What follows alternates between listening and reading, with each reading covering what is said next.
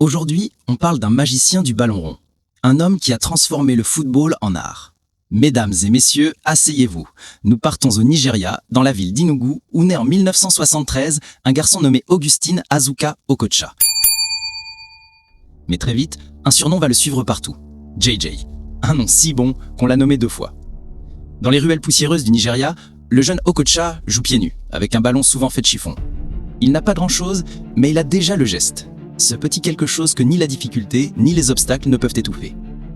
Son dribble n'est pas seulement un mouvement, c'est une danse. Quand il touche le ballon, il ne joue pas, il enchante. Au début des années 90, son talent traverse les frontières. Direction l'Allemagne, à l'Eintracht Francfort. Et là, le monde découvre cet Africain qui joue avec le sourire d'un enfant et la technique d'un artiste. Les défenseurs, eux, ne sourient pas, car face à Okocha, même les plus solides chancellent.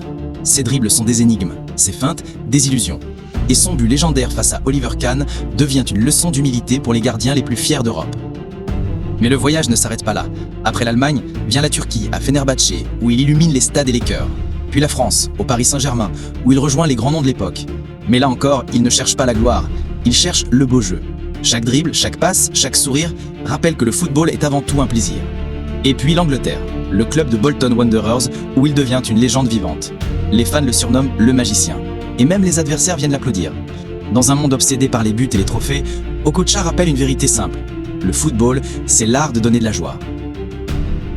Les couleurs du Nigeria, il offre à son pays la Coupe d'Afrique des Nations en 1994, puis l'or olympique à Atlanta en 1996.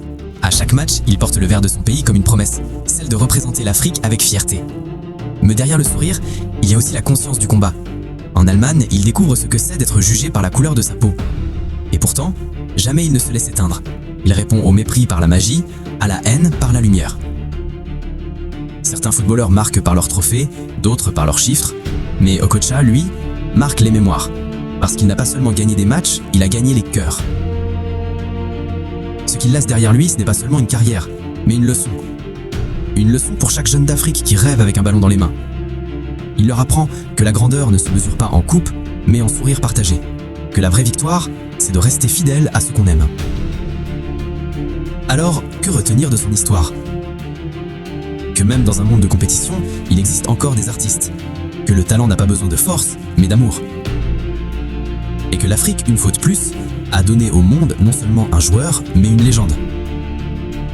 JJ Okocha, l'homme si bon qu'on l'a nommé 2 fois.